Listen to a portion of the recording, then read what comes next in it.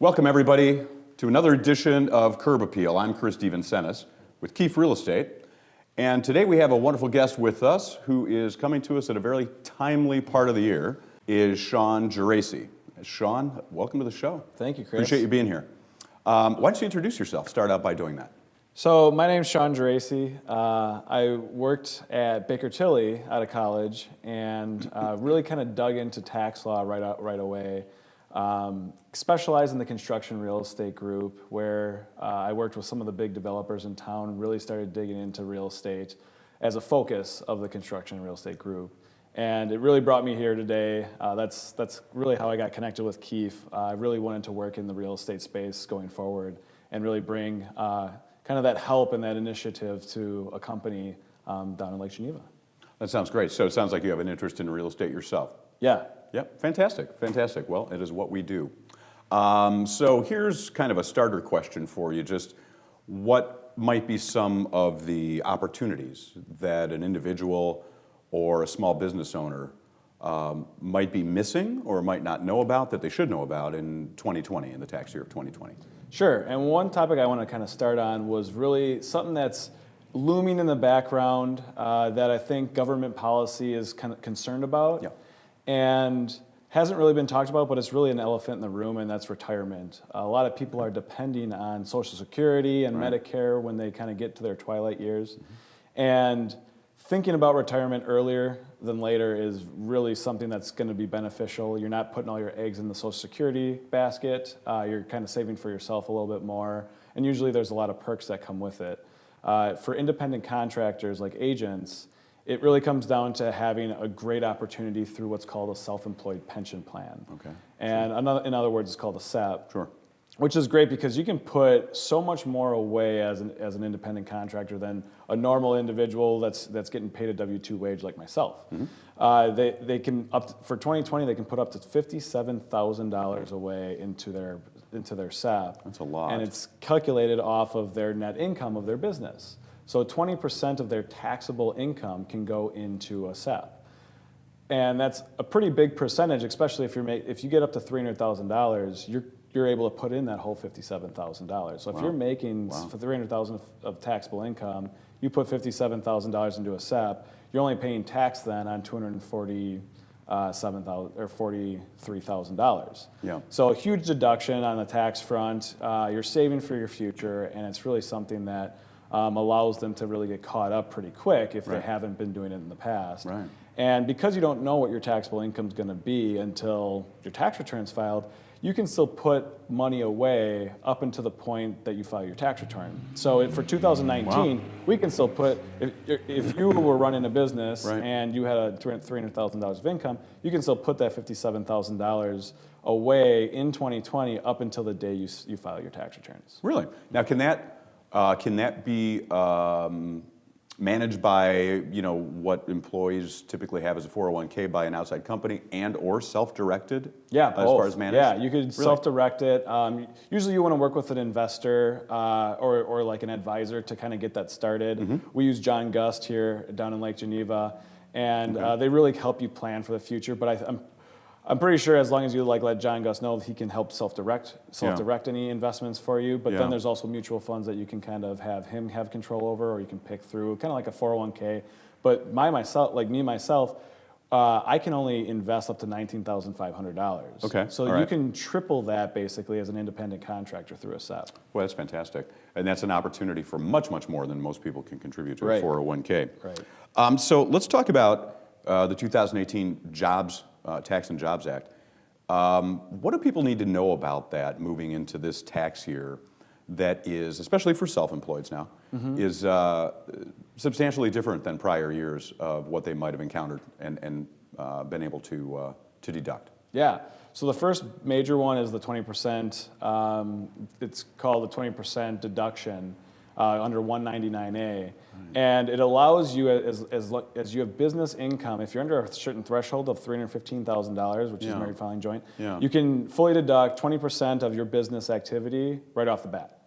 There's limitations that start to apply after $315,000 where you need wages, or you need what's called business property, so a building or personal property to have that calculation move forward.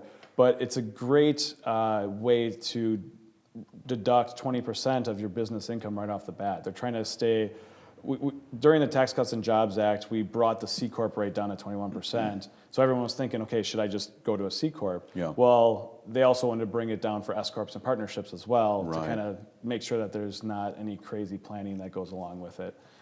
So a really great deduction. There's also what's called the Wisconsin Pass-Through Entity Election. Right. This was signed by Scott Walker. It's only for Wisconsinites at this point. I think there's a couple other states that do it. I'm not sure for Illinois agents if they're able to take this deduction.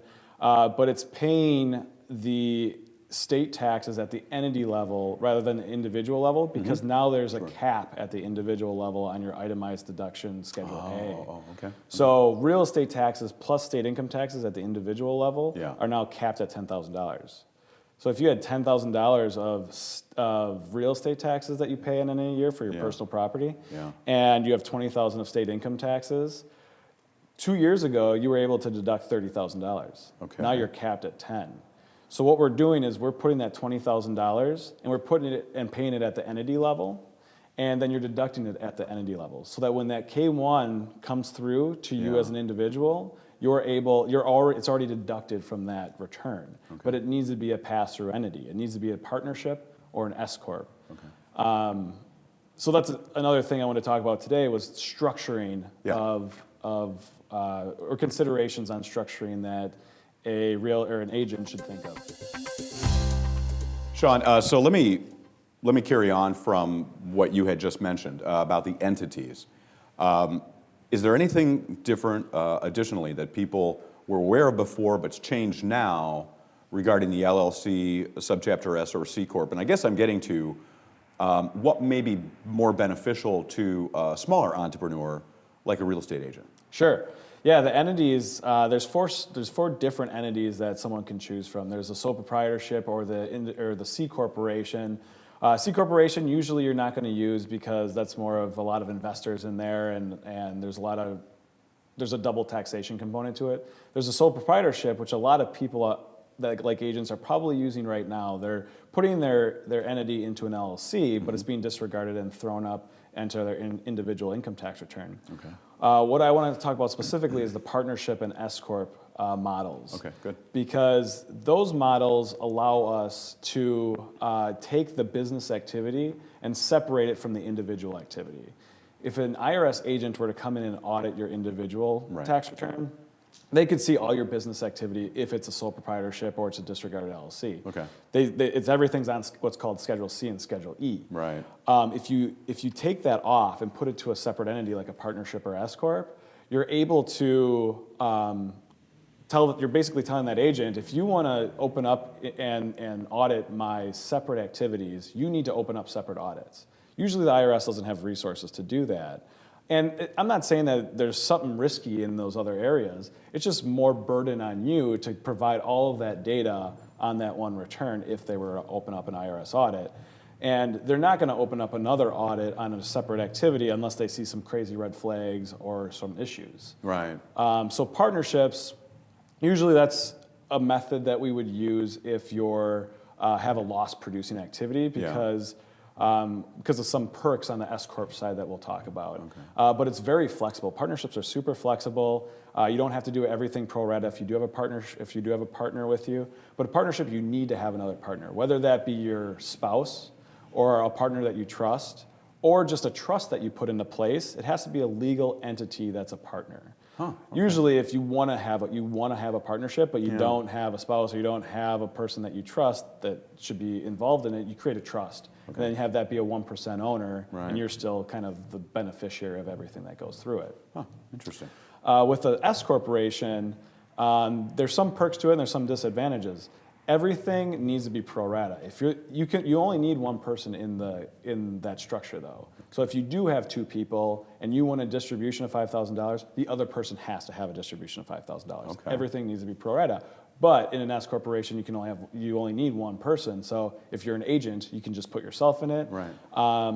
There is a little bit more compliance because usually you have to pay yourself a wage, Okay. and you might have some payroll in it. You have to, for both of the pastor entities, you should have some legal help on setting up the operating agreement. You should also have some tax help on doing the tax return and stuff Right. like that. Right. So with the S corp, it's nice because as you have income, you can eliminate some of your FICA taxes. Yeah, right. On the self-employment front, either a sole proprietorship or on the partnership level, if you have income, you have to pay 14.3% self-employment taxes because you're paying the entity level and the individual level. Okay. In a S corp, you only pay the entity level, so you're saving 7.65% if you were to pay no wages. The IRS came back a long time ago and said, "Hey, we're not going to allow you to make $300,000 and not pay any FICA taxes." So during their issues, they created what's called reasonable compensation. You need to pay yourself a little bit of money, Right. what a reasonable compensation would be for individuals in your shoes, so that you're not eliminating the FICA taxes completely. So if you're making $300,000 and you determine with your CPA that $80,000 is appropriate, $80,000 is what you'll pay the double taxation on the FICA tax front. So I hate to speak to that, but it's absolutely true. So let's turn the table a little bit Sure. and talk a little bit about opportunity zones. Sure. I mean, first thing I think some people need to understand what they are Yeah. and why they exist. And the other thing is, how can investors take advantage of opportunity zones that are becoming more and more commonplace? Yeah, opportunity zones have become a big factor in the real estate world. Even if an agent's not doing it directly, I bet you some of their clients are doing it. It's more on the commercial front and the investment front. You could still do it with single-family residences, especially if you're going to Airbnb it and have it being used for business purposes. So what opportunity zones are, when the Tax Cuts and Jobs Act came out, there was just a little blurb on what opportunity zones were going to do. Trump worked with each governor of each state and allowed certain areas of the country, distressed communities, to be thought of as opportunity zones. Okay. And what that means is if you have capital gains, it has to be capital gains, you can take those capital gains and invest it into these opportunity zones. Oh, okay. Okay. And capital gains can be from a lot of sources. I think what they were trying to do is the government was trying to kind of have some of those people that had all of this money in the stock market that was just, that after a 10-year bull run, Yeah. and they're getting nervous Yeah. that the stock market might be coming to a little bit of a downturn. Take that money and take it out, pay tax on it in 2026, which I'll talk about in a second, and then reinvest it into these zones. Got it. It's a way to get private wealth into these distressed communities that's great. without having Great. all these government subsidies. Sure. Yeah, that's great. So there's 3 perks to opportunity zones. The first one is if you were to sell your stock today and you wanted to put it into an opportunity zone, let's say you sold your Apple stock for $50,000, you put it in an opportunity zone, you delay the tax payment on those gains until the year 2026. Okay. In between that time, if 5 years goes by before 2026, you get a 10% haircut. So instead of paying tax on $50,000, you pay tax on $45,000. Okay. So that's kind of a good benefit, but when you take a look at the internal rate of return on that, it's not that great. The real benefit is in year 10. If you hold that investment for 10 years in one day, all of the appreciation is tax-free. Okay. So if that $50,000 turns into $200,000, Yeah. you only pay tax on $45,000. Yeah. There's no extra tax paid. It's kind of like a Roth IRA. Sure. Yeah. Great set of facts for investors. The only time it's not really a great set of facts is if you get to year 10 and it's still worth $50,000. You Right. didn't have any benefit really there. Yeah. Or it's worth less. Right. But these opportunity zones, there's maps online. I would suggest that you look at 2 different maps if you think that you're in an opportunity zone. Double check your work, because there has been some cases where people checked on one website and then it wasn't on the other website, and in fact it wasn't in an opportunity zone. Okay. Where I used to work at Baker Tilly, there's one on their website, but you can find some by Googling opportunity zones. So Okay. Oh, that's great. it's a great benefit. Great benefit, great information. Well, we just have a tiny bit of time left. Is there anything else that you want to say in closing, just to kind of wrap it up? I think that people should really kind of talk to their CPAs. This is meant to kind of spark some of the interest. People don't like taxes because there's a lot of complexity with Sure, it. yeah. But starting that conversation can really start the process of saving a lot of money for you on your taxes that you might have never considered. So I would implore everyone to kind of just start that conversation. And if they ever want to talk to me, if they're an in-house Keefe agent, Yeah. then come talk to me. Yeah, that's fantastic. Well, I can honestly say this is a topic where, we're pretty blessed to be able to have you in-house for agents to be able to confer with. Obviously, a lot of them have their own CPAs and so on, but from a continual planning standpoint and from having you as a resource that's very accessible, it's a tremendous benefit. And I know you haven't been with us that long. We would look forward to a long career together. So thank you for joining us. I really Chris. appreciate it. Shaun Geracie. And folks, that's it for this episode of Curb Appeal.